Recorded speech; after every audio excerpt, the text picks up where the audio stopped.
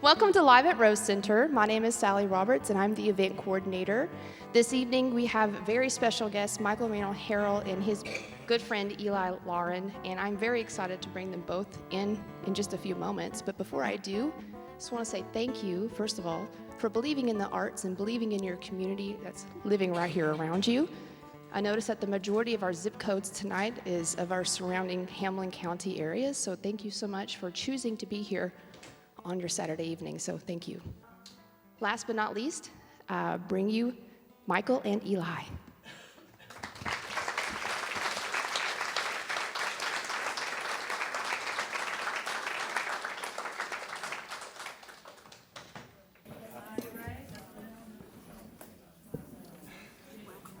Is it bright enough for you in here? Lord, we look better in the dark, I'll tell you that.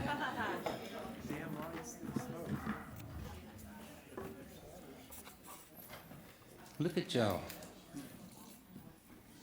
Y'all look better in the dark, too. Maybe we could... Sweetheart. Well, thank you for coming to the Rose Center, and thank you to the Rose Center for keeping stuff like this going. My next youngest brother went to first and second grade here. That was a long time ago. I'm gonna do you a song about my mama.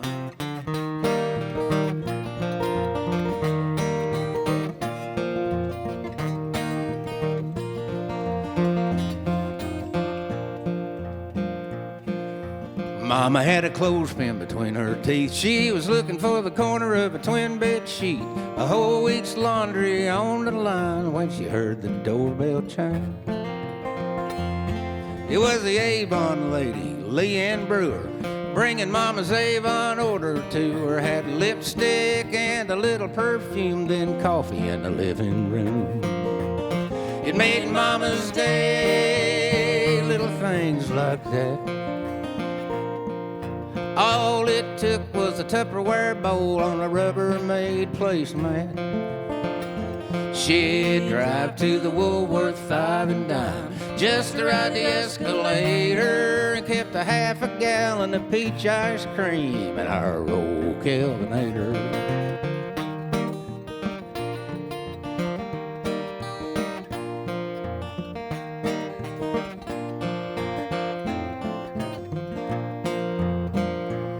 Well, Daddy shined up his cowboy boots, and Mama pressed Daddy's Sunday suit, when once a year they'd go out to eat for Mama's birthday treat. They'd drive the truck across the county line, have T-bone steak and store-bought wine, dance till the Moose Lodge locked the door, and get home about 4:30. It made Mama's day, little things like that. All it took was a new hairdo and a cute little pillbox hat.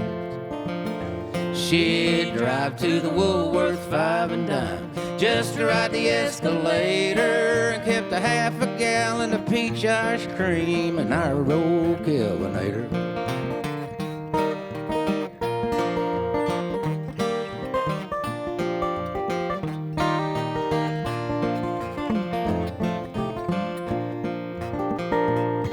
And then Mama got sick with a female matter, so Daddy'd sit by her and he'd look right at her. Then he'd sneak out back and smoke a cigarette, praying underneath his breath. Well, she couldn't do nothing 'cause the doc wouldn't let her, so Grandma stayed till Mama got better. We all chipped in and Daddy bought flowers, and it made Mama grin for hours. It made Mama's day, little things like that. All it took was her favorite book and her blue-eyed Siamese cat. She'd drive to the Woolworth 5 and dime just to ride the escalator, and kept a half a gallon of peach ice cream in our old Kelvinator. Yeah, we always had some peach ice cream in our old Kelvinator. Thank you, Mama, for all the ice cream and all the love.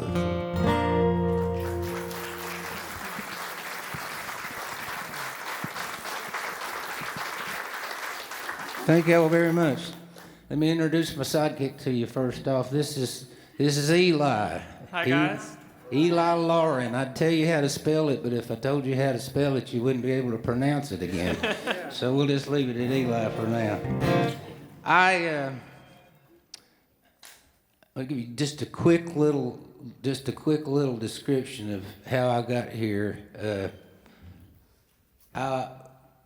I was conceived in North Carolina and born in Tennessee, so I'm bilingual. I started out life you couldn't get any closer to Tennessee because the place that I was conceived was Waterville. Y'all know where Waterville is. You've seen that sign 1,000 times. Used to be an old bridge across there, and there's a power plant there. My dad worked for Carolina Power and Light, and then got a job with this place called American Inca in as we called it, Lowland, Tennessee. We couldn't pronounce all the letters in it back then. But the real interesting part is our doctor was Dr. Gene Lynch, and he owned a tiny little hospital. And it's one block that way, and it was called Neighbors Clinic. That's where I was born. And now it's Rose's Mortuary. So I could come and go in the same place.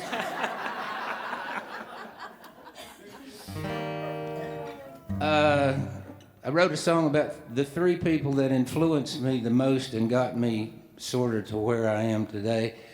The first one was my mother, because my mother loved music and she instilled in me my love for music and stories. I had a book report due, and it was the night before, and Mom said, "Are you ready for school tomorrow?" And I said, "Well, I got a book report due." And she said, on what book? And I said, "Well, I hadn't picked one yet." So she went to her bookshelf and she pulled out this little bitty book about that big, and it was only about that thick, and she said, "Start here." And it was called The Old Man and the Sea. And I read that book and wrote that book report, and the next day I went to the Morristown Hamlin Library and got every book that was written by Ernest Hemingway. And here I am. I read A Movable Feast. I read Blood and Sand, all the short stories, I read it all, and then I came back home and I announced to my mother, I said, "Well, I'm through reading." And she said, "What do you mean you're through reading?" I said, "Well, nobody could possibly write like Ernest Hemingway." You know? And she said, "Well, try this right here." And she gave me a little green book, and I just reread that same volume. It's in my bookshelf at home. I just reread it about sometime in the last month. And it was a book called Huckleberry Finn. So I was back to the library, and I got everything by, Mark Twain. But that got me going, and that and her playing her records for me and teaching me about music. And the next fellow was the guy that really gave me some confidence in my own writing. And he was from Newport, Tennessee, and his name was John Stokely. And John Stokely was my junior English, American literature teacher. And so by that time, I discovered the guitar, and I just played the guitar all over Morristown High School, back when we only had one. I'd walk up and down the halls playing my guitar. I'd walk into English class, sit it in the course, get the guitar. And so John Stokely heard me sing the first song I ever wrote, just sitting on the steps at the high school. I had three little freshman girls listening to me. I had written my first song, and I had managed to rhyme blue eyes and your thighs.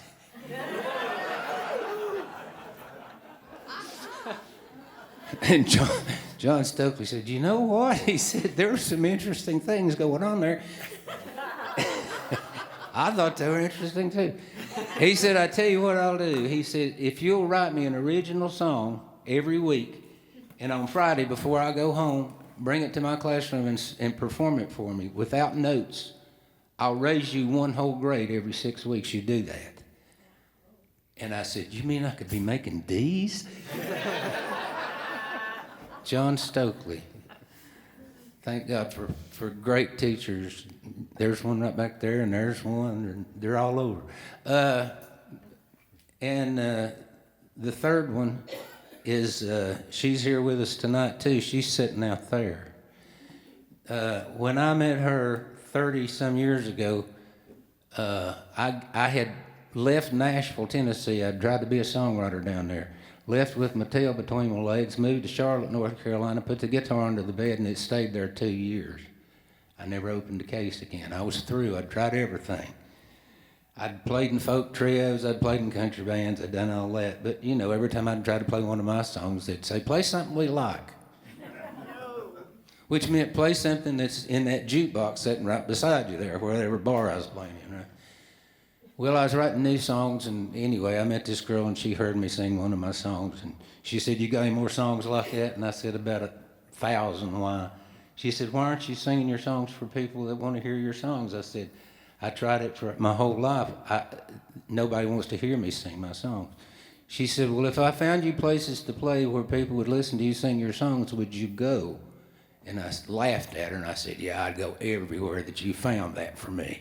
She's been my booking agent for 30 years and my wife for 29.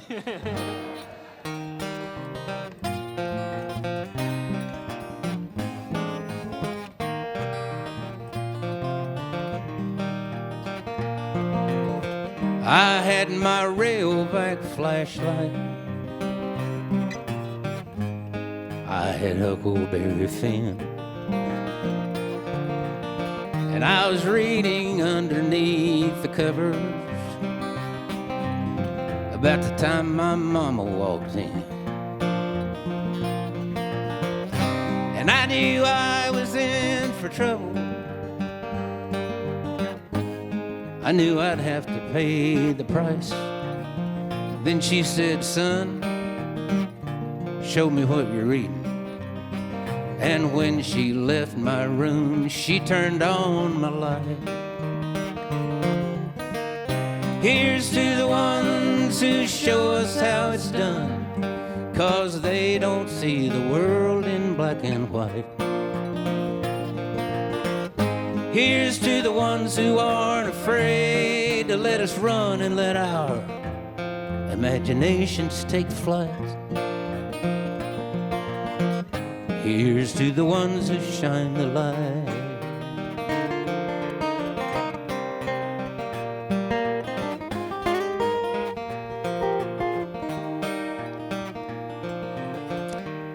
I had this teacher back in high school, junior English, 8 a.m. One morning I was late for class because my guitar sounded so good in the gym. And I knew I was in for trouble. And then I found out I was wrong. 'Cause while everybody else was writing poems, my assignment was to write a song. Here's to the ones who show us how it's done, 'cause they don't see the world in black and white.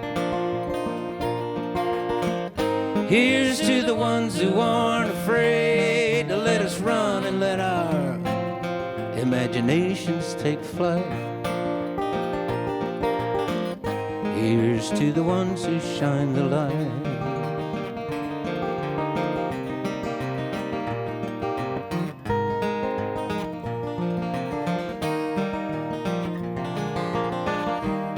I make my living telling stories and singing songs like this one here. Oh, but I used to play in places where they'd tell me that's not what we want to hear. And then I married me an angel, and because of her, my barroom days are through. And now I travel around the country, telling tales and singing songs to folks like you.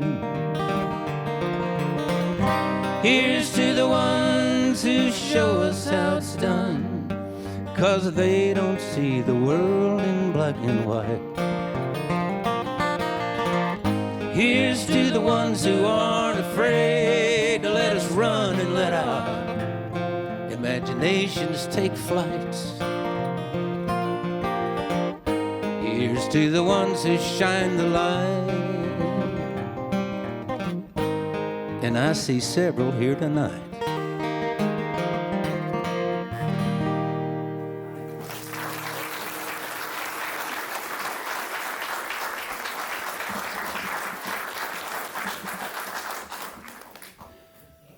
We're from North Carolina, from the Blue Ridge Mountains of North Carolina. I've never been far from them, but I wasn't born in them. I was born here. I was born between the Blue Ridge and the Cumberlands in the Tennessee River Valley. My people go back, I don't know how long we go back in the mountains of North Carolina, but I think we go back to the North Carolina-thals. Been there a long time. And my daddy's from Mitchell County. Y'all at least have heard of Mitchell County. You've probably been there.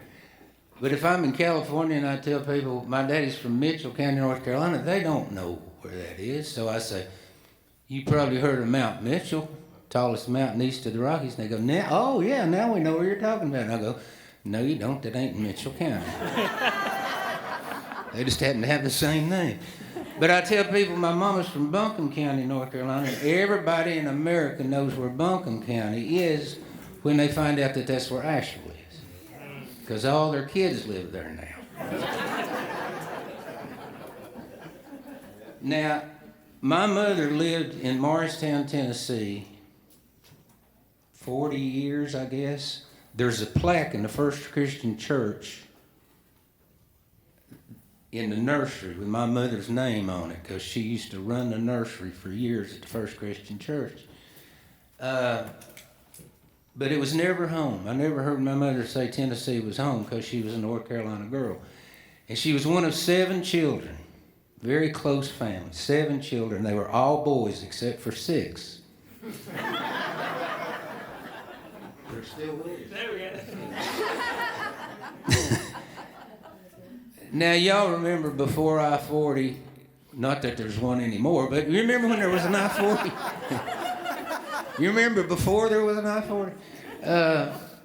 We would leave, my mother would pick me up at Hillcrest and my brother up at junior high with our suitcases and my dad, and we would head straight to Newport.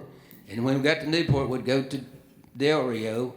You know, we'd cross the French Broad the second time, and then we'd go up the mountain. We'd cross the state line. We'd go up there right to where Hot Springs, where the high school is there on the left. And then you go down and you cross the French Broad again and go up and around and come back down to the French Broad there at Marshall, you know, and look and make sure that chain was still holding the big rock up there behind the courthouse. Look at you people, I love you. Well, anyway.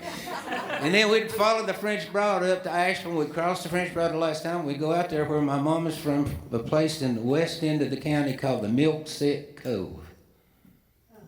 I know, the Milk Sick Cove.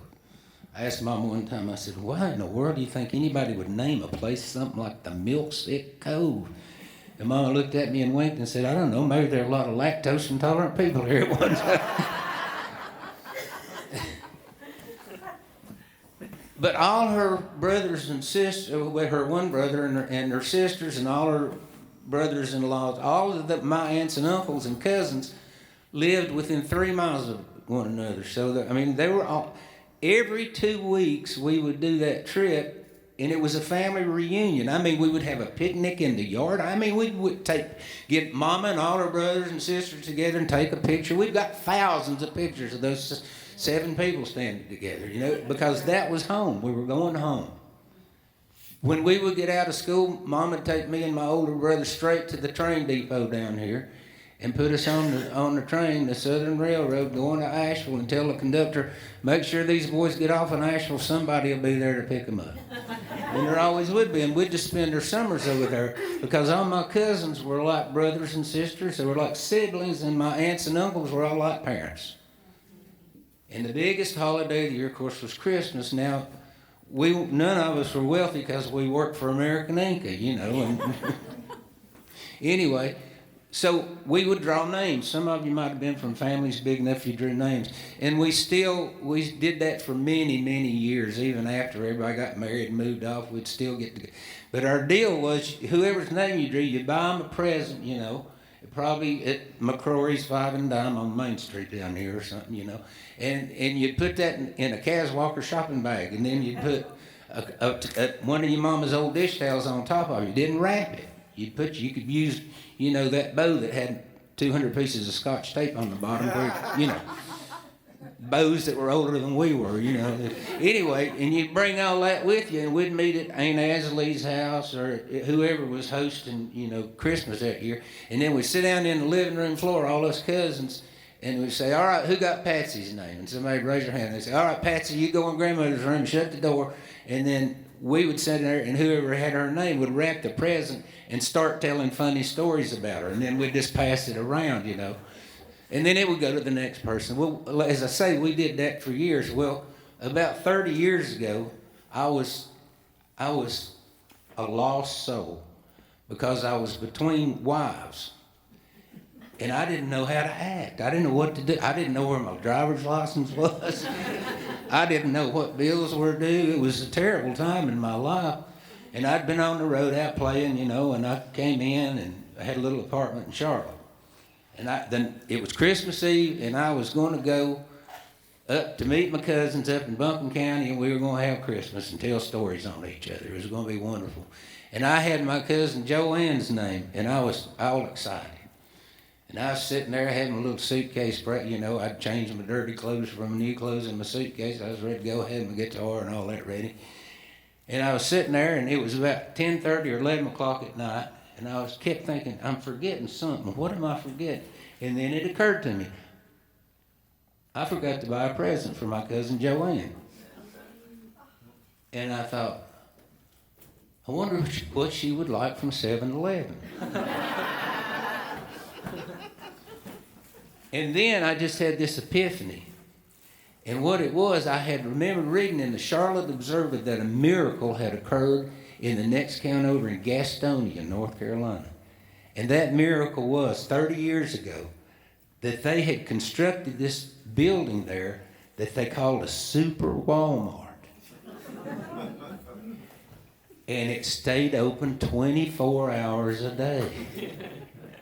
And I remember thinking, who in the world would go to Walmart at 2 o'clock in the morning?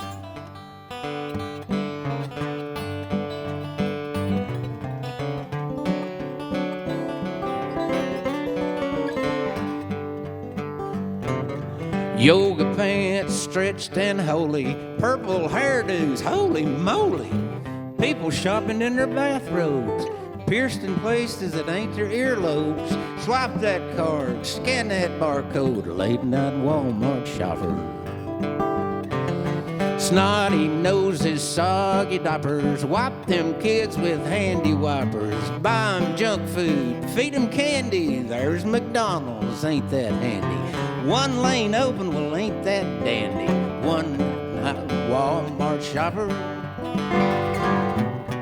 Out in the parking lot is quiet, while here inside there's quite a riot. It's enough to make folks jump and holler. They're saying Walmart's gonna get an in-store tattoo parlor.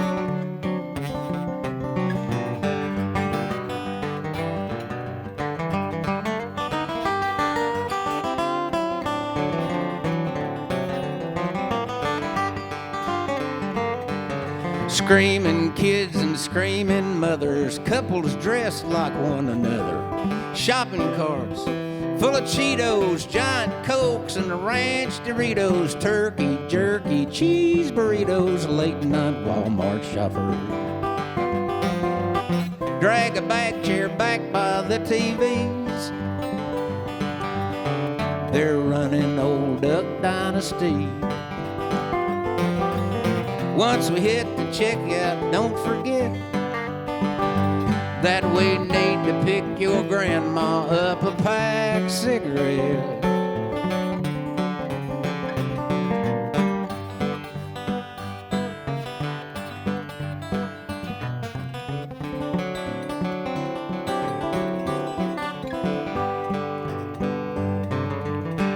magazines with made-up headlines, a plumber's crack with a tool belt tan line. Tonight I'm wearing something classic, old sweatpants with stretched elastic. I think that they look fantastic. Late night Walmart shopper. Hey honey, you think a Speedo would make me look fat?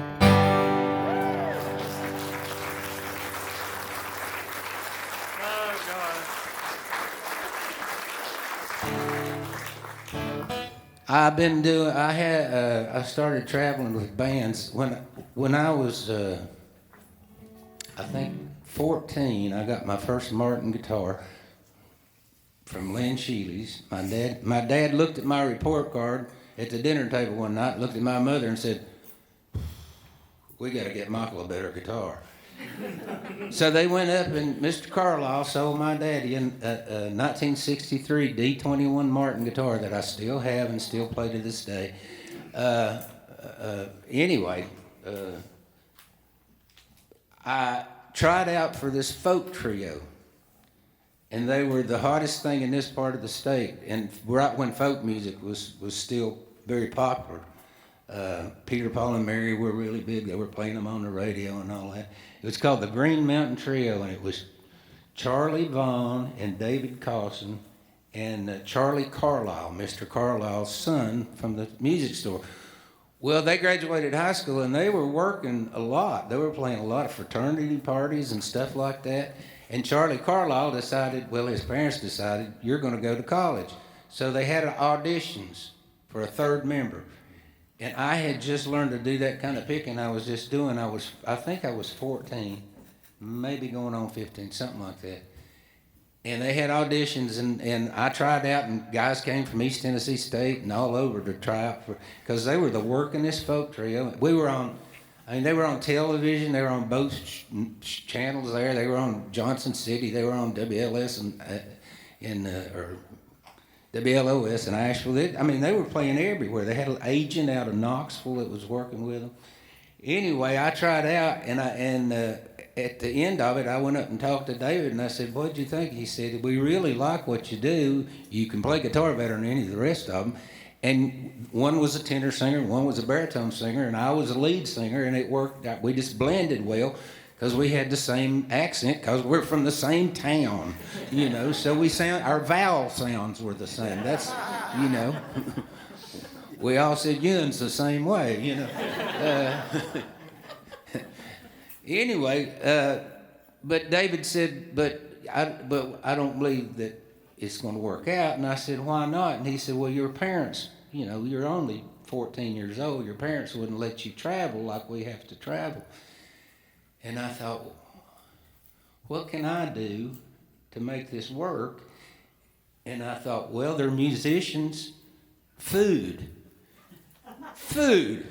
Starving musicians, yeah. So I talked to my mother, and I told them what I'd done, and I said, I won't invite them over to cook. And my mama's one of them, you could just eat her biscuits and be happy, she's a great cook, so she made fried chicken and biscuits and all that, and they came and ate and just ate and ate and ate, and mother started making more food.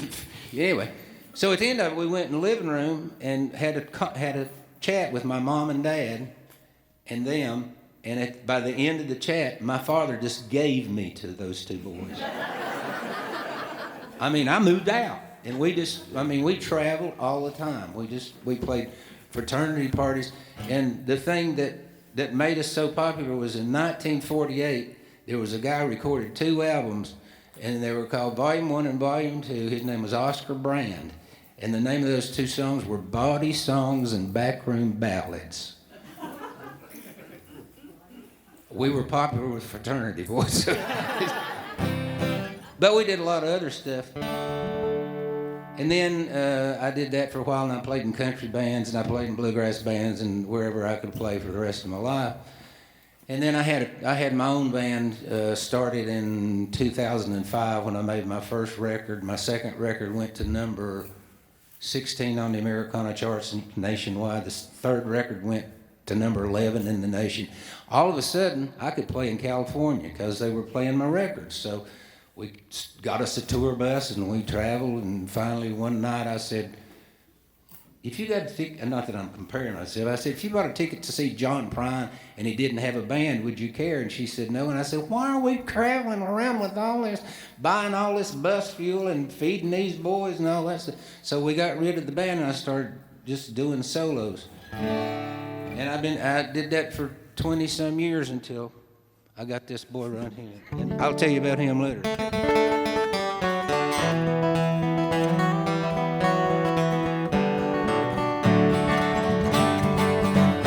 We were gonna go to Mexico, but we never made it there because we broke down in New Orleans, but we didn't really care. We were there in time for Mardi Gras, drinking wine and catching beats,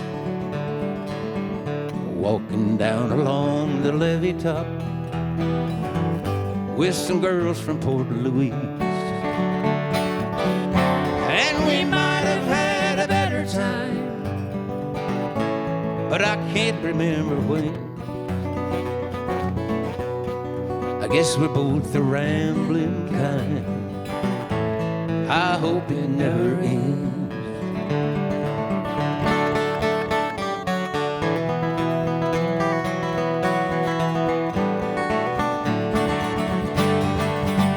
Every week it was a different job, every month another town. Friday nights along the roaring streets, Sunday mornings coming down. Honky tonks and roadhouse country bands, girls and bottles of Jim Beam, pick-up floorboards full of Lone Star cans, and paid $8 in her jeans. And we might have had a better time, but I can't remember when. Lord, I guess we're both the rambling kind. I hope it never ends.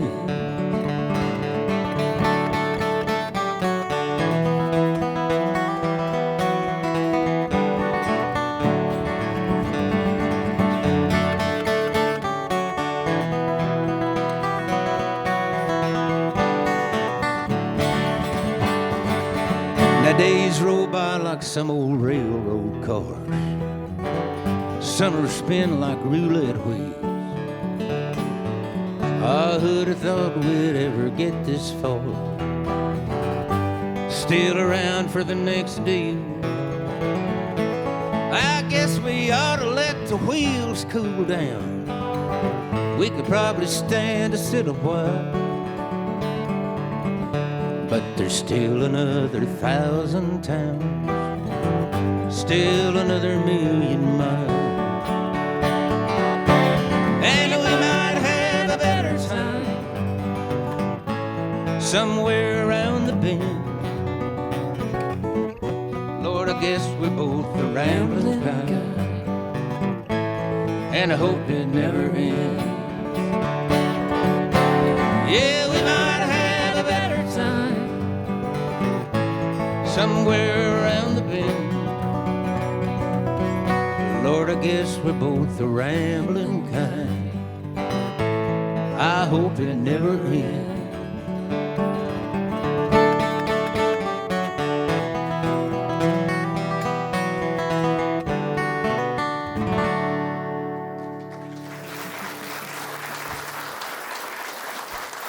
Thank you very much. This boy sitting next to me here, Eli.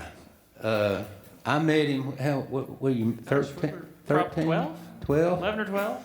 11 or 12. There's a couple of guys that live near us over in Lenore, North Carolina, call themselves the Harris Brothers because that's their name. Anybody that knows them would put them up against any duo that you ever heard anywhere. I'm not kidding you. These guys are amazingly fantastic. Singers, players, know history, wonderful people, just unbelievably talented. but they're happy playing around where they live. They just don't want to leave the house. Well, you know, their mama's a good cook. What can I say? But anyway, I was living in Charlotte. This is a long time ago. I was living in Charlotte, and I was up visiting Reggie, guitar player. His brother plays the bass. Anyway, and he was teaching a lot at that time. He said, I've got a jam coming up tonight if you want to hang around. It's some of my young students. We have a jam once a week in a little town called Collettsville. Collettsville would make Talbot look like New York. It's, you know. Anyway, so we went over to this little place, and there's these 4 little kids with, you know, that looked like they were playing cars for guitars, you know. Little kids with big guitars and maybe mandolins, and I don't know what else. And so we sit down there, and we got our guitars out, and Reggie named the tune. Okay, let's play this, and it's fiddle tunes, you know, and that kind of stuff. And they got started, and I kept looking at this one going, who in the world is that? Because he sounded like he'd been doing it longer than he'd been alive, you know. And he and his parents started coming to my shows. I usually only play 1 show a year in a town, kind of like here. I come back here once a year. I hope I can come back again next year. I hope we're all still alive. Anyway, so his parents would come to shows, and I'd see him, and I heard him play the guitar here and there a little bit. And then sort of lost contact with him. I was more on the road in Texas and places, and he got into working on cars with his buddies, and you know how that goes, and discovering teenage things and all that. And then just lost contact with him. Hadn't heard anything about him until about 2 years ago. And a friend of ours who's a great artist that lives in our hometown, Francis Harrell. Francis, just a wonderful, wonderful person that been all over the world, well-traveled, great cook, just interesting person to hang around with. She said, do you know Eli? And I said, oh, yeah. She said, well, he's playing at this winery next, was it Saturday or Sunday, whatever it was. Saturday, I think. Anyway, and I told Joan, and she said, well, let's go. So we got together, and we went up there. So he was just getting ready to start. Well, Eli, hey, and his mom and dad were there, and we were old friends, you know. Anyway, he got up and started playing, and I was like, 3 sets. I got to set three sets of this. Well, he got started, and I kept going.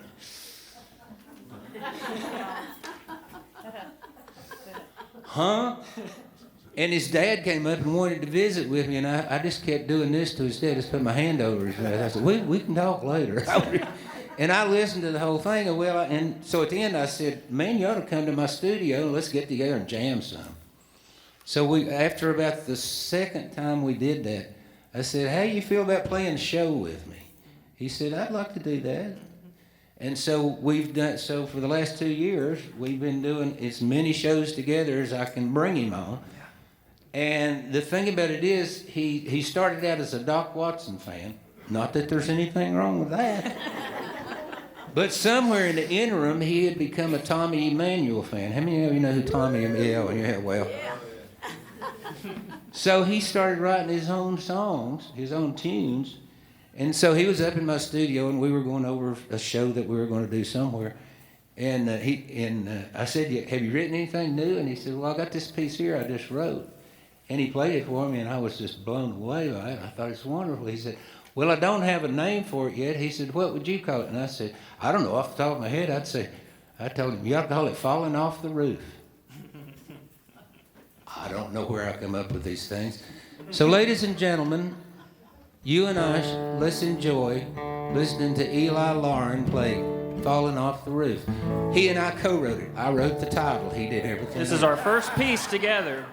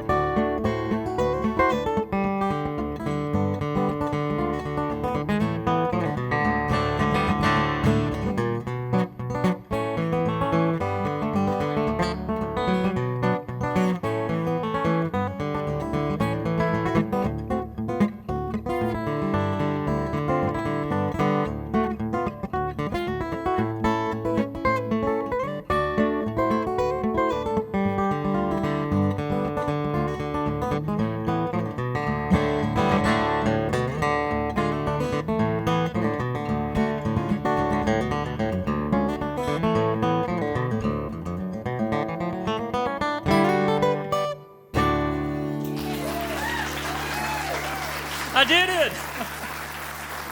Thank you so much. Whew, has anybody got a Tylenol?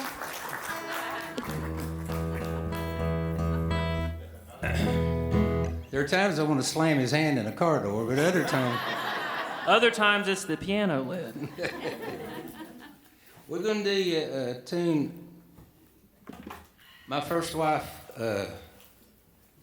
my former wife, my second wife. My first wife was from here. Well, that didn't last long.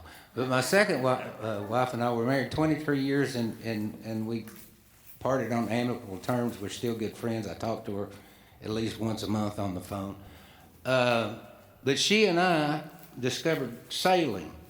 We happened to be down the shore. We were up north somewhere and saw these people sailing. And on the way home, we thought, we ought to get a sailboat. So we just stopped and bought one on the way home. And it was a little 17.5-foot boat. It had a little cabin on it, and you could sleep in it, you know. And we thought, we could put a little stove over here and a cooler over here. And that little boat lasted for a couple of years, and then it wasn't big enough. So we went to Knoxville, and we bought one that was 23 feet. And it had a little galley and a little head and all that stuff. We thought, man, we could never outgrow this. And we sailed it on Lake Loudon and all the TVA lakes around. And then we moved to Charlotte, North Carolina, and we traded that boat for a 27-foot boat. And we kept that boat till we left Charlotte and moved to the beach because I was playing in a 7-piece country band. I was fronting a country band. We played 6 nights a week, 5 sets a night. Let me tell you something about playing in a tourist town. People that are normal people at home, when they go on vacation, about 10 o'clock at night, they all think they can dance. And sometimes it's hard to sing watching them dance. But anyway, we stayed down there about 3 years, and 2 years in, we decided we were going to take a sabbatical. We found an old Bristol 32-foot sailboat made in Bristol, Rhode Island in 1967 that was a real ocean-crossing boat. But it needed a lot of work. We got a deal on it. We sold our house. We moved into a little mobile home in Saukastee. My wife quit her day job in the insurance company and went to work at night in Merle's Inlet in a seafood restaurant as a waitress. She'd never been a waitress in her life. She was a computer person. But she got a job, and I was singing in the seafood bars in Merle's Inlet. There was 4 of them. Tommy Chandler had 4 of them. I just go from one to the other each week and play another seafood bar. At those, you probably been down there. You know, you go up to the little. There'll be some little hot college girl, you know, standing there with a pad of paper or something, or a podium. How many in your party? 4. We should have a table ready in about 10 or 15 minutes. Would you like to have a seat on our patio? We have live music. Well, you go out there, and I had learned all these songs that I thought people would like. See, all these Jimmy Buffett songs and all these John Prine songs and all them, you know, Leonard Skinner and all that stuff. I found out that I'd wasted my time because by the time they come out there and drink a long neck Budweiser and they take them in, by then the whole crowd has turned over. So really all you need to know is 4 Jimmy Buffett songs. You just sing Pirate looks at 40 and, you know, When the Volcano Blows and 4 songs, and then you can just start and go right back around again all night long like that. But I didn't know that. So anyway, so I was working on the boat during the day, and we had it planned that we were going to quit our jobs and we were going to leave on December the 7th that year. And my bass player in that country band was getting married that day before on the 6th of December. And we went to his wedding and, you know, the reception. And his wife worked in a seafood restaurant, and her bosses, 2 brothers that owned the seafood, gave them for a wedding present 2 cases of Dom Perignon. So we were going to leave the next morning. And we woke up, and looked at each other and said, "What do you think?" And I said, "You know, today is Pearl Harbor Day." Could be bad luck, so we didn't leave till December the 8th. But during that whole year, I was just writing songs about sailing, and this one is one of them.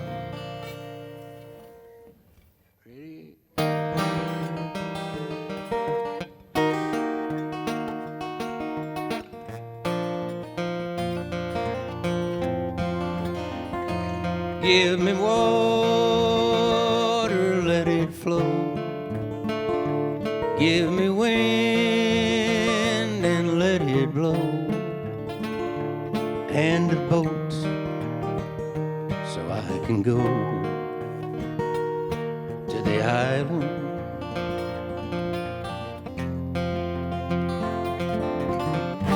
Oh, they tell me that the sun is shining there. You can have the things I'm leaving, I don't care. Or you can leave them and come with me if you dare to the island. When the leaves begin to die and the snow clouds fill the sky, we'll be sailing, you and I, to the island.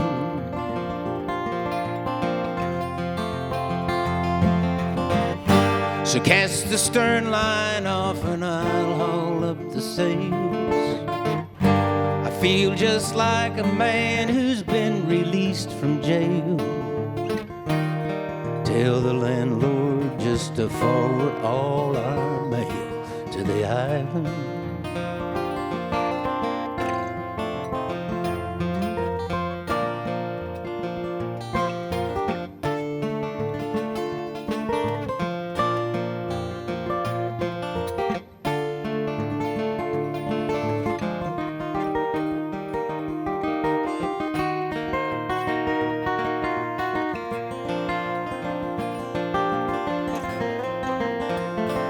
Give me water, let it flow.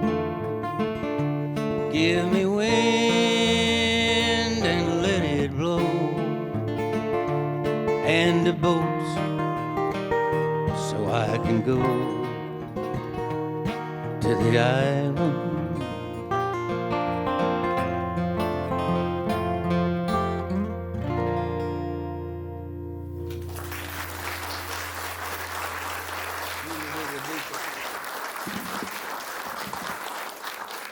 Thank you very much. When my wife Joan and I first started going together, and we were doing, she was booking me, and we were doing, I think, our first concert here at the Rose Center. And so I thought, well, I'll show her my hometown. And we were up here, and so we started down toward town. And I told her all these stories about my misspent youth, me and some of the people sitting over in this area. I won't say which Richard it is, but some people sitting over in this area, and several of us, some named Don Britton and some not named Don Britton, and some named Joe Pearson and some not named Joe Pearson, and I could go on, and Dickie Morgan and some that weren't named Dickie Morgan, and on and on. We sometimes just, we're looking for diversion, and there was a place on Main Street called Specs Billiard Emporium. Now, you had to be 18 to go in there on the Main Street door, but there's an alley on the backside. There's an alley on the backside where the back door of Specs is. And if you could get that, it was made out of oak, 2 layers that thick. If you were big enough to push that door up and go down them 3 steps, you're home free. That's all it took.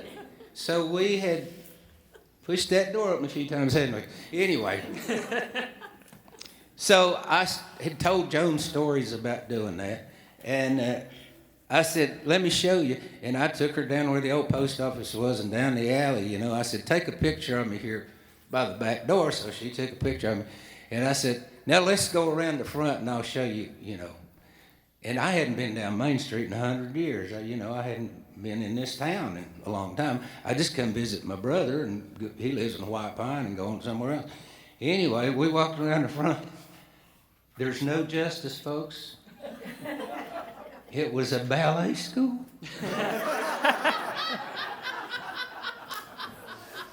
Oh. She said, let me get a picture of you in front of that tutu. And I said, you better. No. Now, there's a thing that happened in that there's legends that go around about it, and I'm going to tell you my version of it.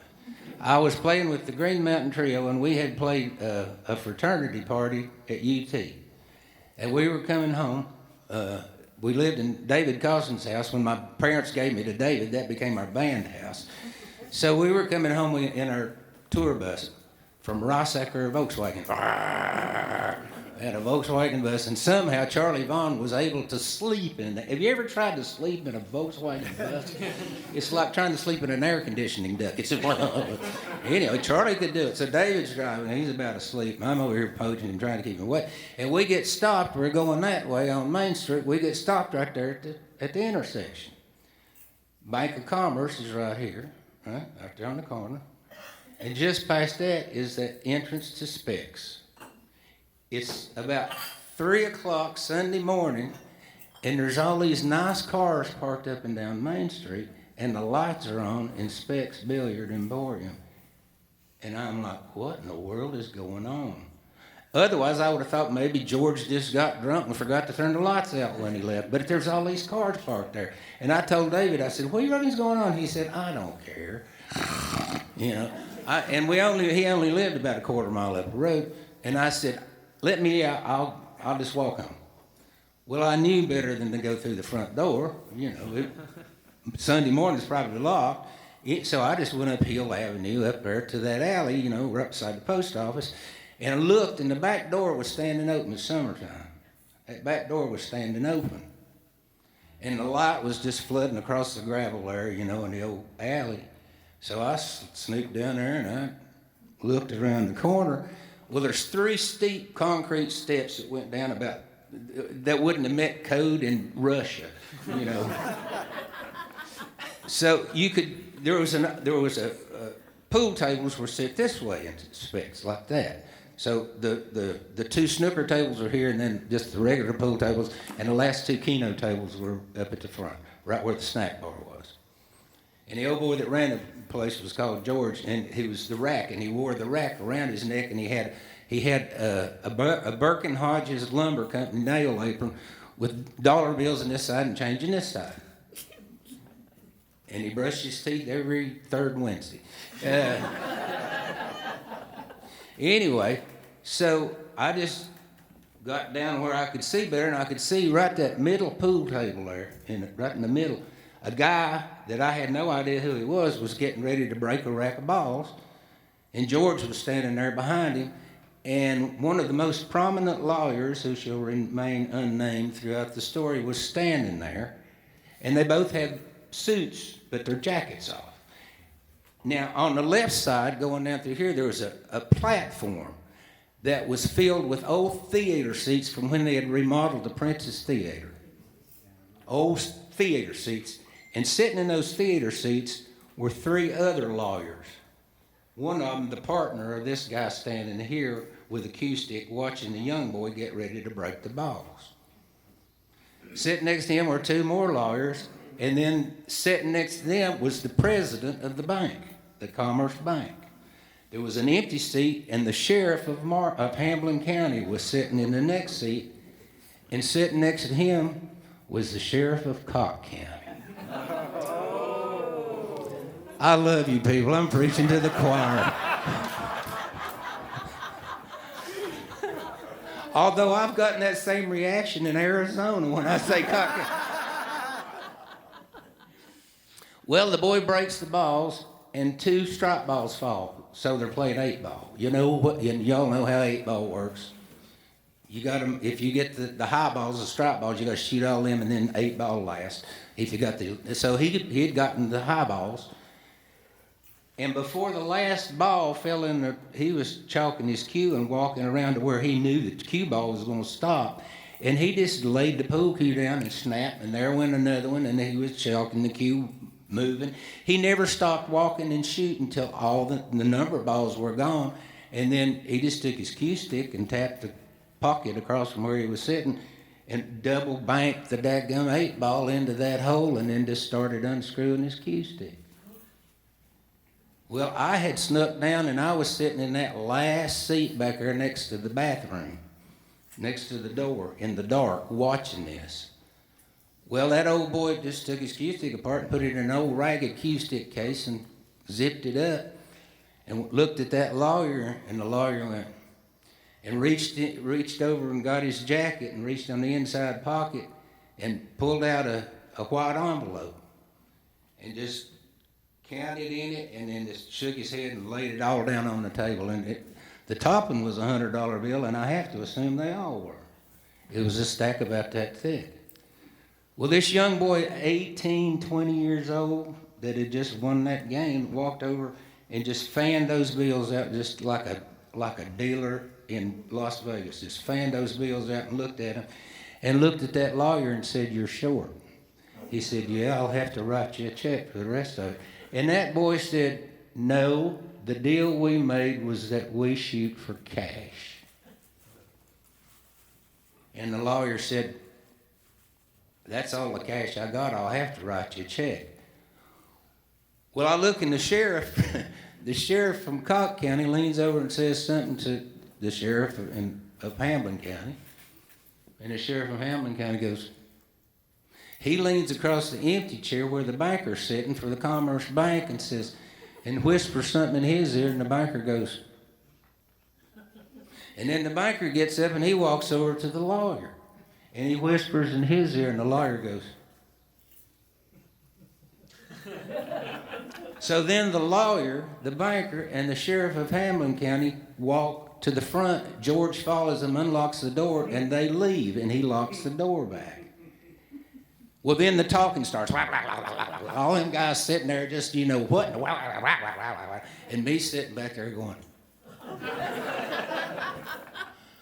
It wasn't 5 minutes later, they knocked on the door, George let them in, the three of them walked in, that lawyer had another white envelope, and he just handed it to that boy.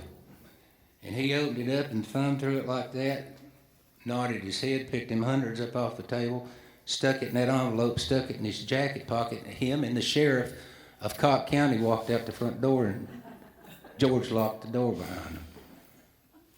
That's the only time in my life I ever saw either one of those men. Never saw them again in my life.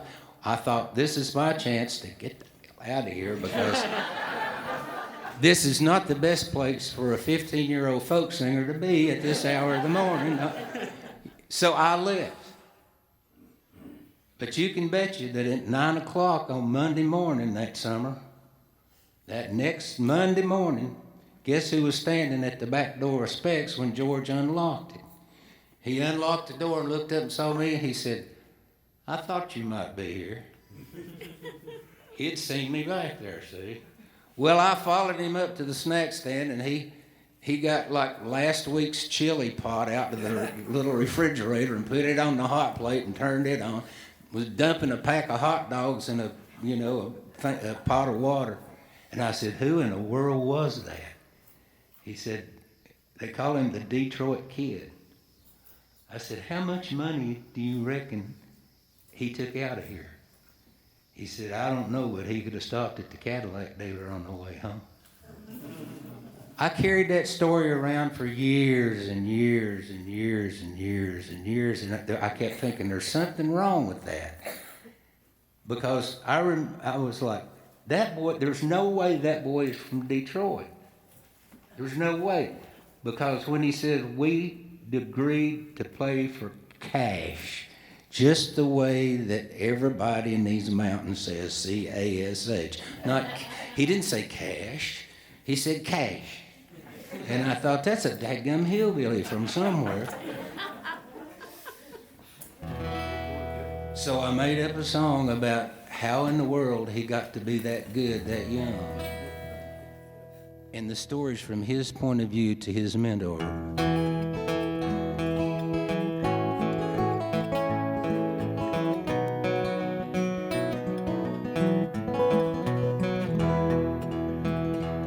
Folks called him the Duke of Harlan in that East Kentucky town. He was a sure enough cue ball cracker, the best 8-ball shooter around. He'd tear the filter off his Winston cigarette and then mix 7-Up and Gilby's gin and shoot pool all night by the jukebox light and listen to Loretta Lynn. He'd been a miner in the Black Star coal mines, lost a leg when the roof came down, so he drew a little check from the union that paid for a room in town. He'd hit the pool hall at 6 in the evening like a gunslinger looking for a duel, shoot down some would-be hustler, and then he'd take me to 8-ball school. And he'd say, life's a game of 8-ball, boy, so you gotta give it all you got. Then if your 8-ball rolls in the wrong dang hole, well, at least you took a shot.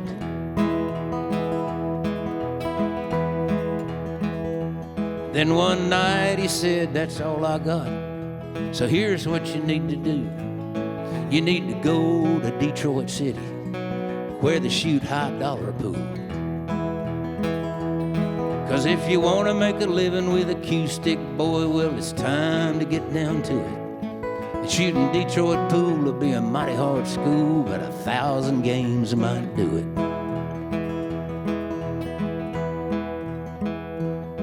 Come sun up, we took my old truck to the Rock House Ridge up there.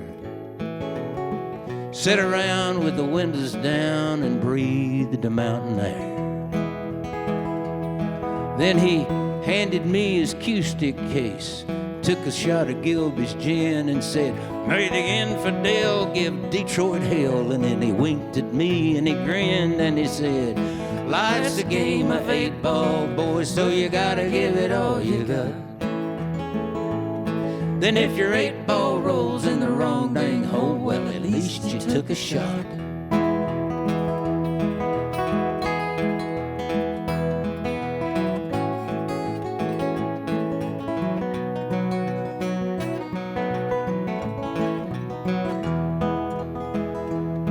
Well, that night he never did show up, so I went to that dim-lit room. But when I knocked on the old Duke's door, it was quiet as a tomb. You see, that evening late, he made his 8, and the good Lord took him home. We laid him to rest on the Rock House Ridge, and I walked back down alone. And I chalked his cue, and I racked him up, took a shot of Gilby's gin, cranked up that old jukebox and I played Loretta Lynn. There've been a lot of 8-balls and a lot of pool halls, and mostly I've come out ahead by doing what the old Duke taught me and living by the words that he said. Life's a game of 8-ball, so you gotta give it all you got. Then if your 8-ball rolls in the wrong dang hole, well, at least you took a shot.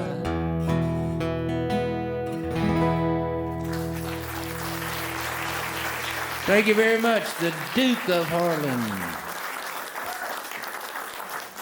Anyway, that 32-foot sailboat, we did take it, and we started spending our winters in the Abacos, which is part of the Bahamas. A lot of you have been to the Bahamas, I know. The Abacos, for those of you who aren't familiar with it, are in the northeastern part of the Bahamas, and you probably hadn't been there because the cruise ships don't go there. There's a cut there that's not big enough to let those big boats in and out, thank goodness. But it's like the coast of North Carolina. It's got barrier islands, and the big island's called Elbow Key, and then there's all these little barrier islands, which, you know, just like our coast on North Carolina has. Now, the Abacos are unusual in that all the people that live there, all the native people who live there, are Anglo. They're all white people, which is unusual because, as you know, those of you who've been to the Bahamas, it's mostly populated with people of African American descent that were brought over to work sugar cane, and you know the whole story. But something about the Abacos, all the people, the natives there, are white people, and the reason is they're descendants of the British expatriates who left New England. They were loyal to the king. And when we won our independence from the king, they didn't want to stay in New England. They decided they needed to leave. And so that winter, that cold winter, they left New England and moved to the Bahamas. Makes you wonder who lost the war, doesn't it? But we loved it there, and there was a great, like the Albemarle Sound and those sounds, there's great, beautiful places to sail between the Big Island and the Barrier Islands. But now, just like those sounds there, all that water that comes in with the tide has to come through this little tiny channel.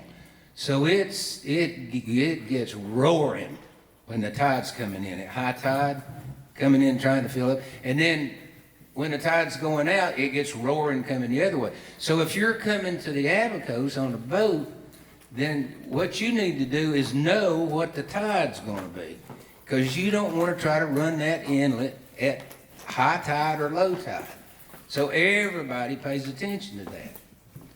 So it was Christmas Eve, and my wife and I were in this beautiful anchorage that they called American Harbor, because so many of us Americans went over and spent the winter. Because it's just a great place to be. The diving was good back then. You could still get conch. You could still find lobster.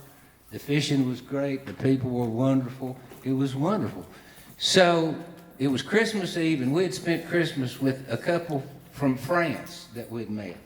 We invited them over to have an American Christmas, and my wife cooked, and we had a lovely evening together, and they brought some wine, and then they went back to their boat, and my wife Sharon was down below cleaning up the galley, and I was sitting in the cockpit washing dishes, watching the sun come down. It was just gorgeous.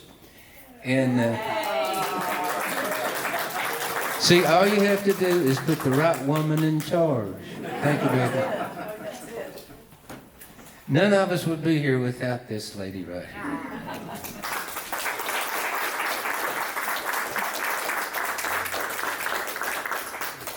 So I'm sitting there watching the sun go down, and I hear toot, toot, toot, toot, toot, toot, toot, toot.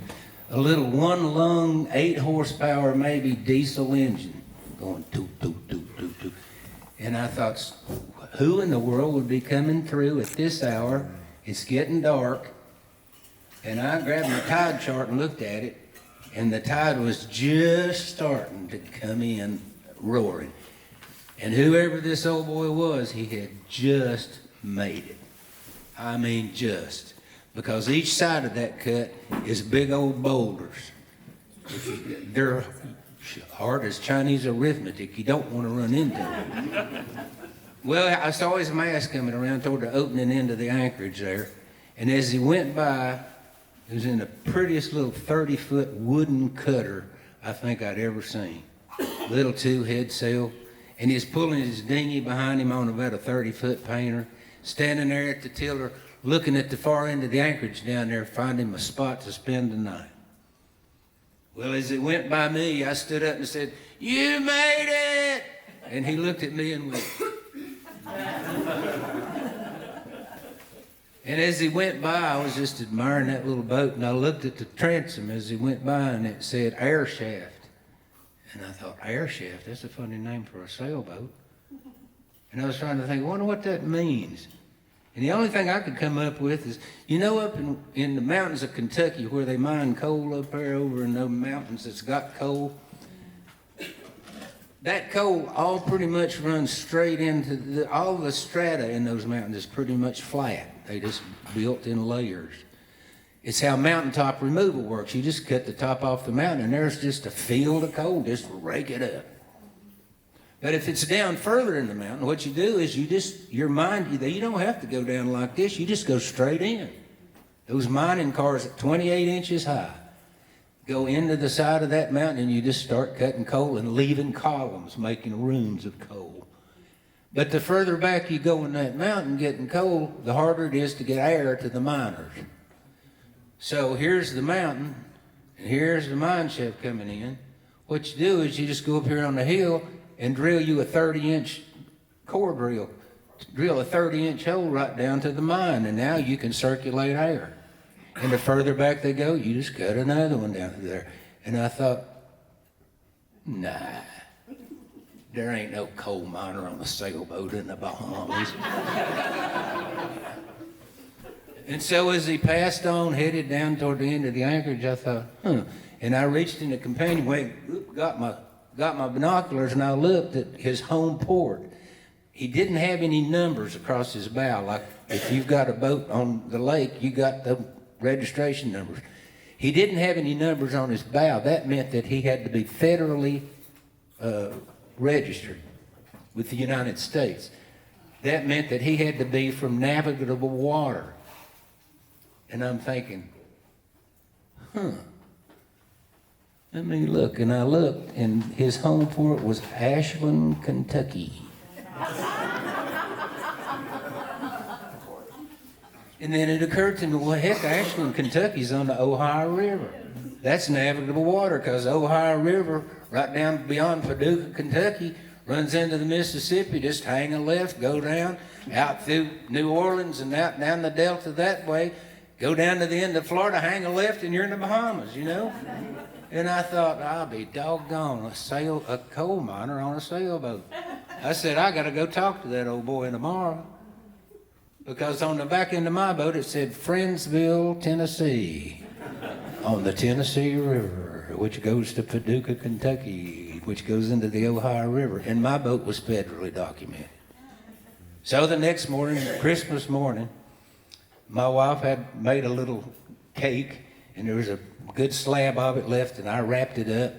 And I got in a dinghy, and I said, I got to go talk to that old boy. And I rowed all the way down to the far end of the anchorage, knocked on the hull of that pretty little boat, and I heard, come on aboard, I've been expecting you.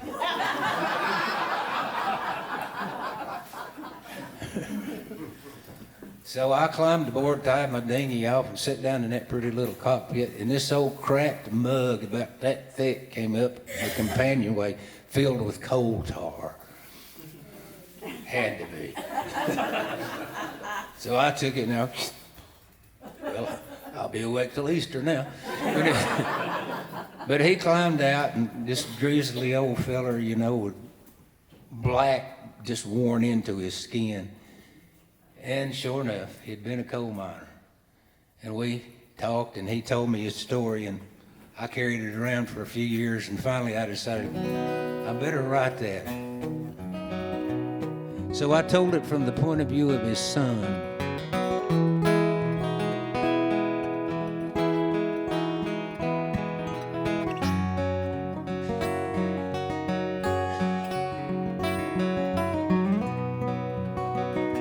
There's a small house in Kentucky in a quiet little place, just outside of Pikeville in the east part of the state, and 4 creek bottom acres that just sit there and wait for Daddy's plow. But that plow, it left the county in the back end of a truck when Daddy sold a home place and all his farming stuff. He bid his neighbors all goodbye, and they all wished him good luck. He never made a living farming. Dad worked in the mines. He drove every day to mate one across the West Virginia line. And he always raised tobacco. The money came in time for Santa Claus.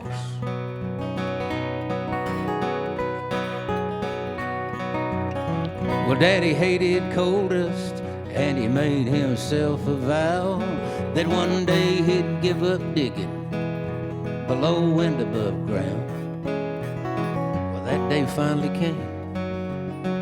he left that East Kentucky town.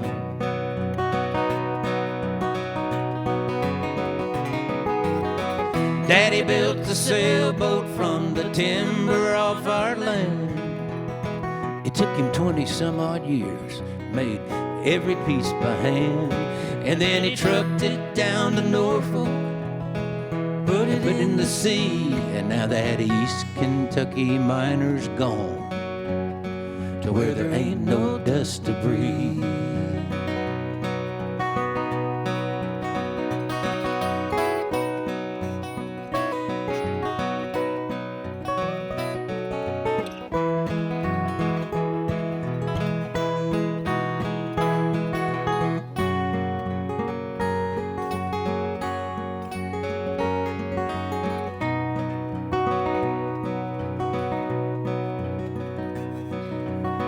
We got a card last Christmas from a place called Matt Low Key, somewhere in the Abacos, wherever that might be.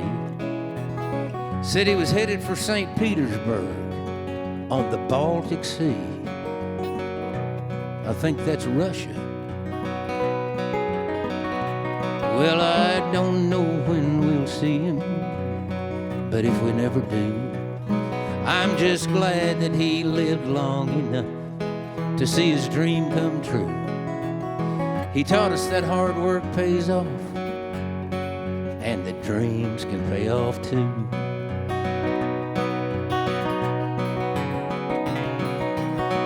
Daddy built a sailboat from the timber off our land. It took him 20-some-odd years, he made every piece by hand. And then he trucked it down to Norfolk and put it in the sea. And now that East Kentucky miner's gone to where there ain't no dust to breathe.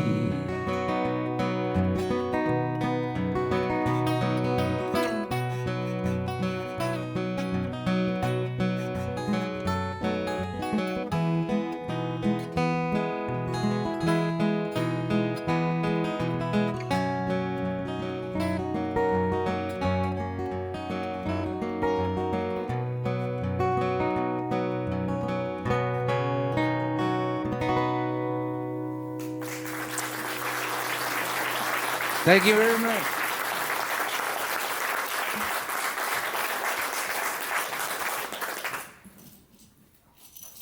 Let's do sweets.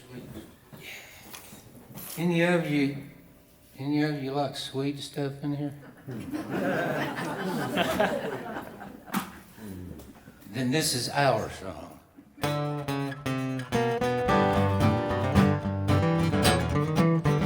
Well, I don't take no cream, but I like a lot of sugar. I don't want no steak, but I sure would like some pie.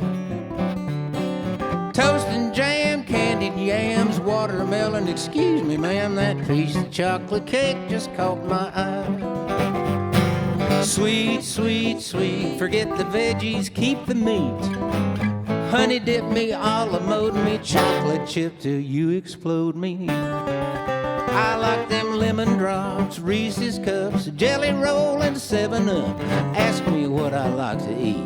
Just 3 things, sweet, sweet, sweet.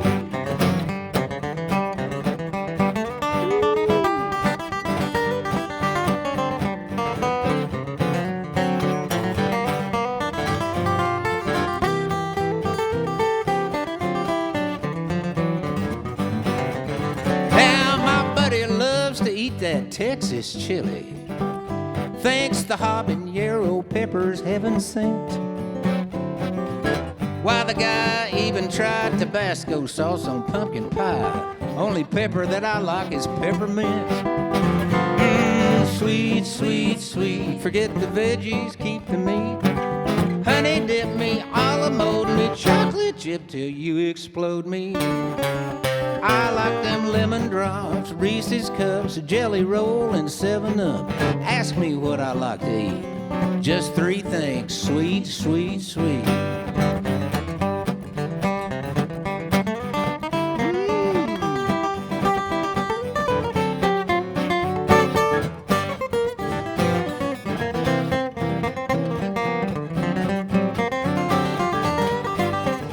Now, deep frying's good if you're making donuts.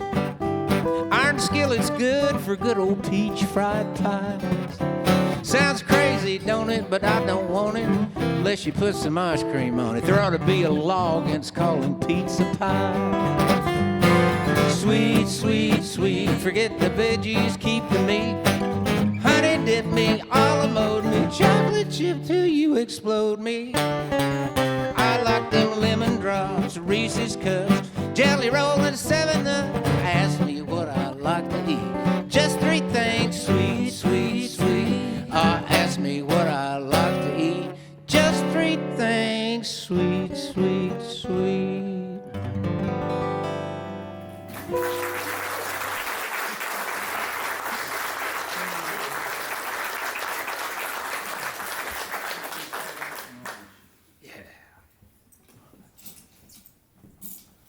We were sitting at the supper table one night, my brother, my dad. It was summertime, and we were dead in the middle of some fried okra and some sliced tomatoes and some mashed potatoes and some pork chops, and we were greasy from here to here. Well, we were going at it, and my mama stood up, picked up her empty water glass and a spoon and went, ding. And my dad went, oh shit.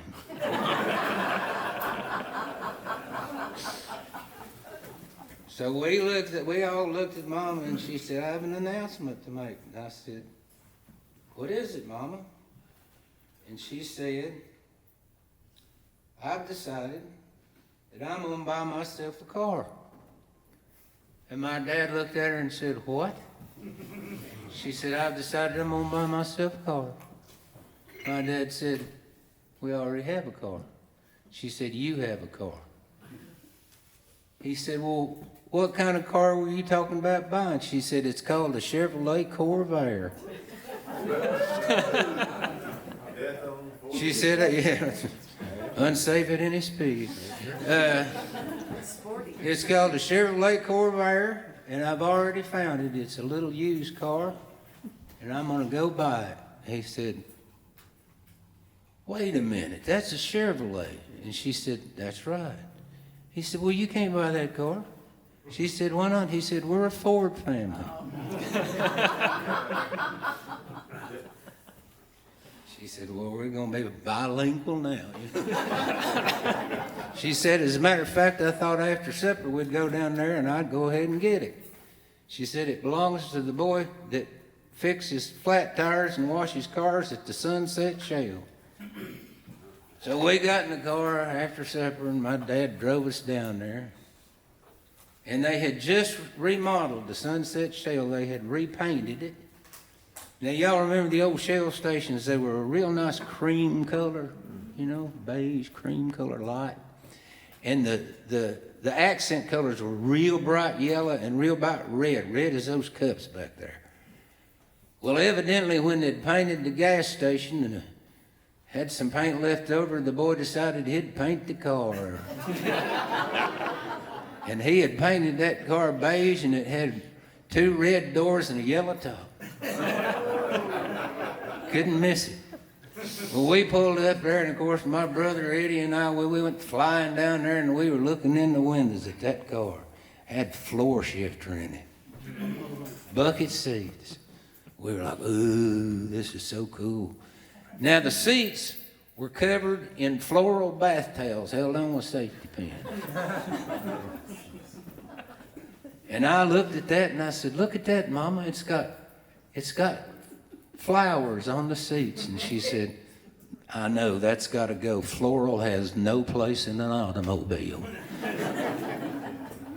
I'm buying white towels. Meanwhile, my dad was circling that car about 30 feet out like it was a pit of vipers. He got a little bit closer and a little bit closer. And finally, he got close enough to kick one of the tires, just barely glanced off of it and backed up off of it. And he said, y'all are on your own. I'm going to the house. Well, that boy that owned it come out, and my dad, he was gone. The boy that owned it come up here and he said, "Hey, Miss Harrell, did you decide you wanted to get the little car?" She said, "Yes, Ronnie, I've brought the money for it." And she counted out the money in his hand, and he handed her the title. And she looked at my brother and me, and she said, "Come on, boys, let's go somewhere." We were tickled to death. We jumped in that little car and went straight to the Dairy Queen. We got milkshakes and sundaes. Got a banana split and finished that off and went back to the house, and that car just became, we'd be sitting around the house after supper or something, Mom would say, "Let's go watch people bowling." We'd go down to the West End bowling alley and just watch people bowl. We'd anything to just get out and ride in that car. We loved it. Now, right down the hill, if you just go out here, are we on, is this Second? Yeah. If you go down to Second, down to Cumberland, down there, the First Methodist Church is right there.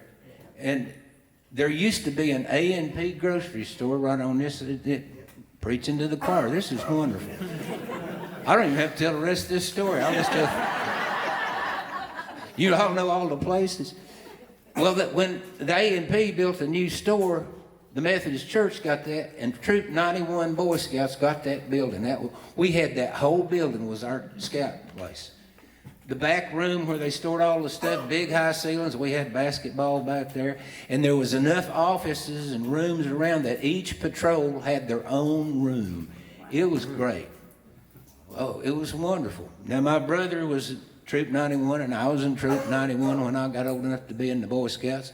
My brother had gone on and become an explorer and had his Eagle and God and Country and all that stuff, and I was still working on second class, you know.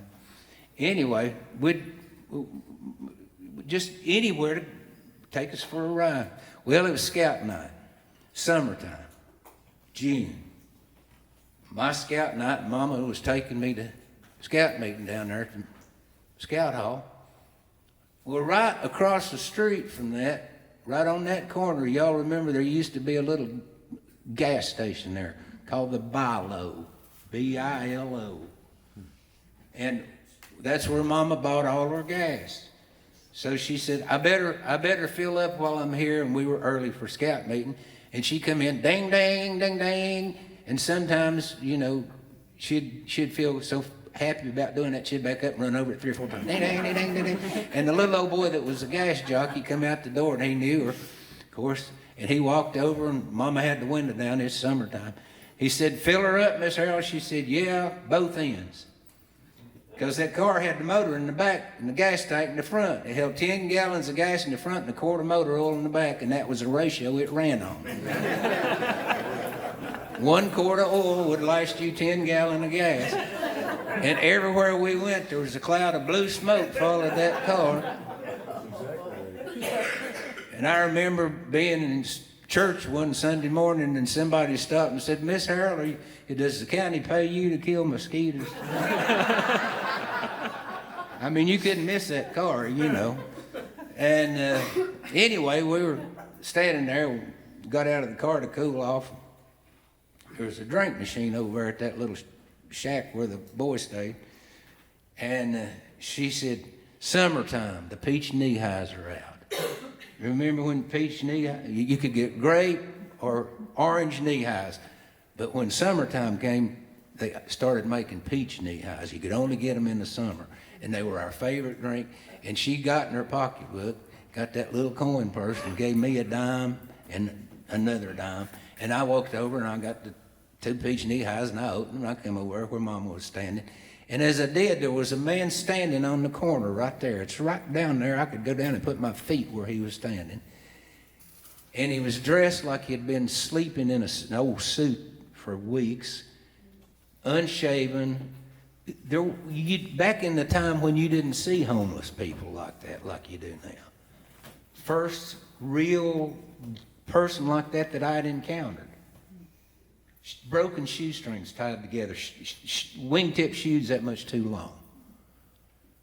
And he was standing there with an old hat on, and he was holding the first cardboard placard I think I ever saw, right at the red light, right down here at 2nd and Cumberland, holding that placard up. And when the car would pass, he'd turn so just in case they didn't miss it. And all it said was, "This could be you." And I thought, well, that's stupid. I walked over to Mom and I gave her a drink, and we're standing there drinking. I said, you see that old nasty man over on the corner? She said, what? I said, look at that old nasty, stupid man over there holding up that silly sign. And Mama turned around and saw that man. And she turned back around and she took my knee high out of my hand and she set both of hers and mine on the concrete. And she got me by the shoulders and she turned me to her and she said, darling, you have no idea what that man's story is. I carried that around for 50-some years, and finally it came to...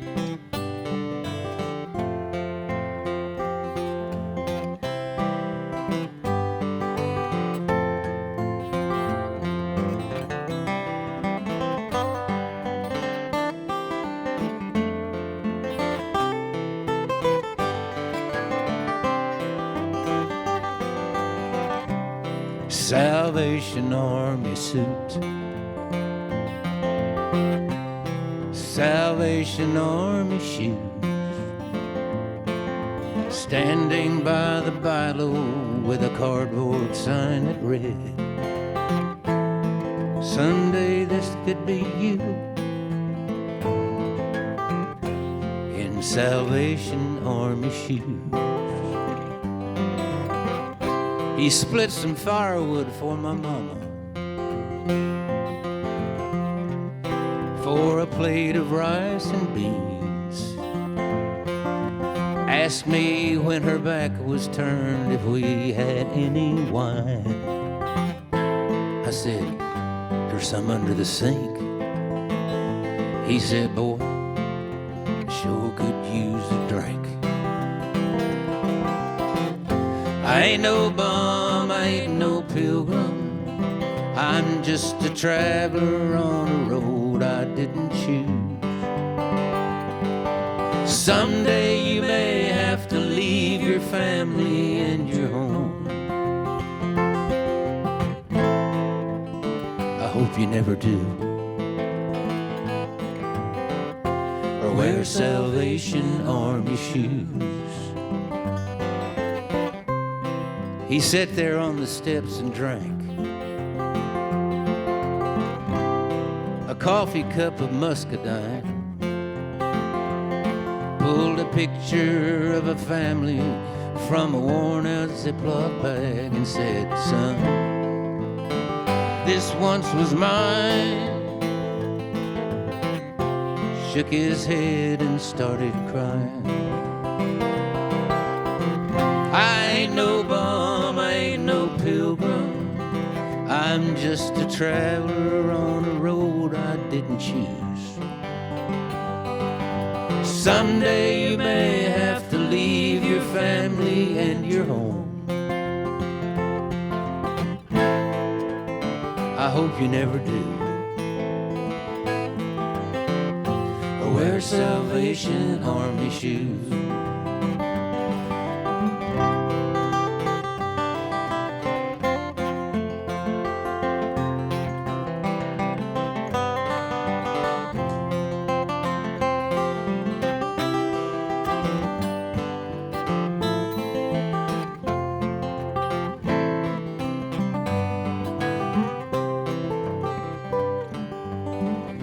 He left there in the pouring rain. That old suit was plumb soaked through, looking for salvation and living with the truth that he never can undo. In his Salvation Army shoes. I ain't no bum, I ain't no pilgrim. I'm just a traveler on a road I didn't choose. Someday you may have to leave your family and your home. I hope you never do, or wear Salvation Army shoes.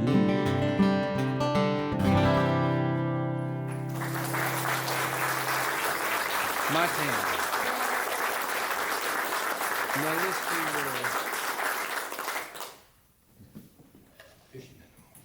Yeah. My dad is from Mitchell County, is in Mitchell, but just barely, because when he was 5 years old, 1925, his daddy was down at the store at Buellton on a Saturday, and there was a man there passing out pamphlets that said that if you would leave the mountains and come to work in a cotton mill in Spartanburg, South Carolina, that they would rent you a house for $3 a month that had light bulbs in it. I asked my granddaddy once, years later, I said, so you moved to Spartanburg because they were going to rent you a house with light bulbs in it? He said, son, at that time, I'd seen just a picture of a light bulb. He said, but they also would buy you a train ticket and your wife and all your kids and your milk cow a train ticket to Spartanburg to live in the mill village. So my daddy grew up in the mill village during the Depression in Spartanburg, South Carolina. He and his younger brother and his twin sister who died during the Depression, and his youngest brother who died of malnutrition in the mill village during the Great Depression. So when my dad turned 18, he went to work in the cotton mill with his dad. Things were sort of getting better by then. And about 3 weeks, he said, I'm not going to work in a cotton mill. I'm going to find something better. And his daddy said, go find it. He said, that's the reason we got here. We were looking for something better. We were starving to death in the mountains. And so my dad went on and did a lot with his life. His younger brother was 2 years younger than him, my Uncle Bruce. Now, my Uncle Bruce told his daddy, he said, I'm not working in a cotton mill. And what he meant by that was, I'm not working. So he became a musician. And he was pretty good. He had a radio show on WSPA radio in Spartanburg. Back then, you could buy airtime 15 minutes at a time. As a matter of fact, you could hear it WMTN radio on Sunday mornings. You could buy time 15 minutes at a time. So all them preachers with their guitar cases and their entourages were packed every Sunday morning, were packed in the offices, paying $15 to do their 15 minutes on the radio. But his time was from 12:15 afternoon, 12:15 to 12:30, which would be our equivalent of drive time, because that's when the cotton mills got out for their lunch break. And they'd go out and sit in somebody's car and listen to the radio. And he'd be on the radio and he'd play 3 songs and try to sell them a songbook and tell them what high school gymnasium he was going to be playing in that Saturday night. Well, right down the street was the big Coliseum. And every Friday night they had big name traveling country music acts that came on Friday night. Now, Saturday night was, of course, the big night because that was wrestling. So you had country music on Friday night. Well, a lot of those acts, when they would come through, they would say, where's the radio station? Because they would come in and try to see if they could do an interview, an on-air, we call them, with whoever's got the radio show. It would help pump their listening audience, and they would invite people to come to the Coliseum to see them that night, Well, so Bruce come walking in there one Friday, and the station manager's talking to these 2 guys, and one of them was kind of short and the other was kind of tall. He said, Bruce, come here, I want you to meet these boys. He said, they want to do a song on your show. They're playing at the Coliseum tonight. And he said, they call themselves the Louvin Brothers. This is Charlie and this is Ira. And he introduced them, and they were on the show, and they sang one of the gospel songs that they'd written. And after the show, he said, man, you guys were great. You wrote that song? Yeah. You got any more songs? Well, that's about all we sing, the songs we wrote. He said, man, where are y'all headed next? They said, we're going to the Midday Merry-Go-Round in Knoxville, Tennessee. Now, for those of you who don't know, on Gay Street, back in the day, WATE radio had an hour-long program that was from 12 to 1 o'clock, people's lunch hour. And it was an ensemble cast, just like the Grand Ole Opry or the WWVA, the Whaling Jamboree, or down in Slidell, the Louisiana Hayride, maybe in Chicago, WLS, the Chicago Barn Dance. So they had comedians, they had bands, they had girl singers, just like, And they were all sort of, in a way, they were sort of like farm teams for the Grand Ole Opry, the real one. The one down there in Nashville, Tennessee, of course. So if you could get enough people that really liked you on whatever radio station you were playing on, once you made it to one of those stations, you had a big audience. If you could impress enough people, there's a good chance you might get a chance to come down and do a guest appearance on the Granddaddy, the Grand Ole Opry, on WSM radio. So Bruce said, he said, you boys won't be in Knoxville 2 weeks and you'll be on the Grand Ole Opry. And Charlie said, but we're kind of worried about going down there. And he said, why in the world are you worried? He said, well, the fella that hired us to come down there, we had a bass player, a guy played bull bass with us. And when we told him we were moving to Knoxville, Tennessee, he had just got married. And he said, I ain't moving to Knoxville, Tennessee. I just got married. So we're going down there without our third member. You don't know anybody that plays upright bass, do you? And my uncle said, well, I don't know. Let me think. How much does it pay? Charlie said, $125 a week in a room. And he said, well, actually, the bass is my first instrument.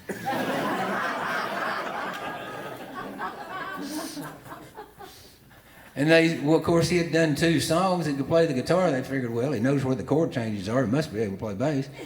And so they said, well, tell you what, in the morning, if you're at the hotel at 10 o'clock with your bass, we're going across the mountain. We're going to Knoxville, and you got the job.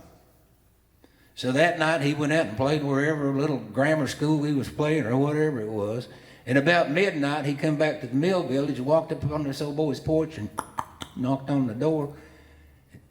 Finally, this old boy come to the door in his underwear and opened the door and said, well, Bruce Harrell, what in the world's going on? He said, it's emergency. He said, what's happened? He said, I got to have a bull bass in the morning. Could I borrow yours? And the boy said, emergency, huh? He said, oh, yeah, it's real important. Could I borrow your bass? He said, well, yeah, I reckon you could. He said, you bring it back quick as you're through with it, won't you? And he said, I promise you I will. He brought it back 36 years later. The short version is they went down there and they played for a while on the midday merry-go-round, and finally they got the call to come to the Opry and do a guest shot. I think they got like 3 encores, and they signed him up that night. And from then on, he was a road musician with Grand Ole Opry Act, back when they were traveling in Cadillacs. Jimmy had a big Cadillac. And I said, I remember seeing pictures that you carried the bass fiddle on the roof and rode in the car. He said, yeah, till it started raining, and then we sat under the bass fiddle in the back seat. And I thought, man, it must have been great back in those days. He said, yeah, before 4-lane highways. He said, son, I've gone 4 days and not took my shoes off. So it wasn't quite as glamorous, I guess, as a lot of us dreamed, you know. But so you all have seen The Coal Miner's Daughter, or maybe you've been to the old Ryman. You might have been to the Opry in the day. But you know the story. If you go out the backstage door there's a little alley about as far from here to the wall, and it goes straight in the back door of Tootsie's Orchid Lounge. And that's where all the entertainers hung out, in the back room of Tootsie's. Well, he was a regular back there, kind of like Specs, you know, it didn't matter how old you were.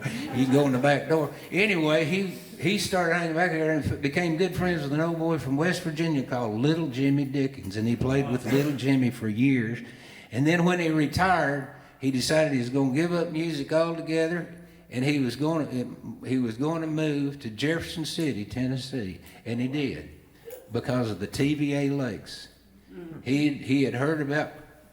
Some people call them crappie, some people call them crappie. He had heard about that, and he decided that's what he was going to do the rest of his life, sit in a John boat and fish for crappie. So he did. And, of course, I was out on the road traveling, and he'd call me somewhere, and, you know, wherever I was, and, you know, and say, Mikey said, season's getting ready to start. You going to be here, ain't you? And I said, yep, I'll be there, Bruce. So I'd go and spend several days with him, and we'd crappie fish for the whole week, you know. But I had to be there early because we were going to eat dinner at 3 o'clock and wash the dishes at 4 o'clock and go to bed at 4:30 because we had to be in bed when the fish woke up.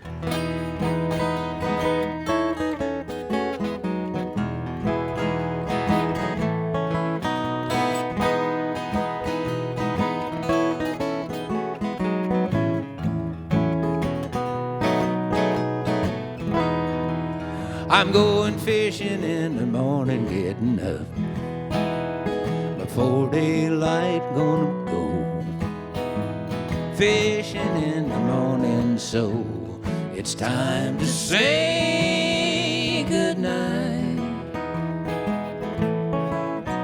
Good night. I got some red worms from the garden. I got the John boat from the shed. I gotta wash these supper dishes and get myself to bed. I'm going fishing in the morning, getting up before daylight, gonna go fishing in the morning, so it's time to say good night. Good night.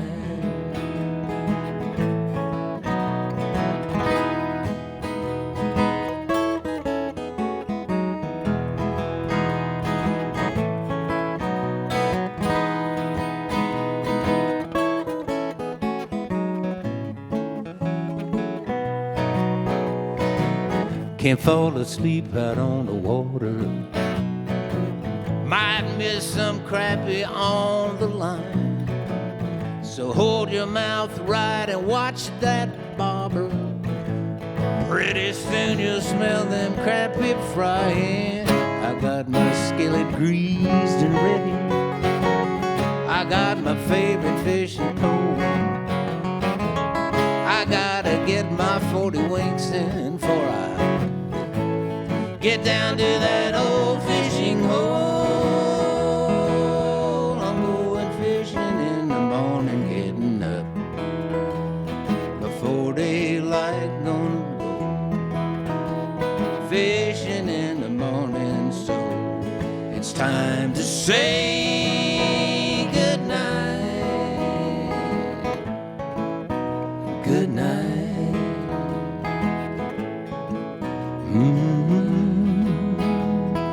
Fishing in the morning, good night. Thank you very much. Good night, everybody. Thank you so much for coming to the Rose Center tonight. We've had fun. Eli Laughrun. Thank you so much for coming. Thank you for coming.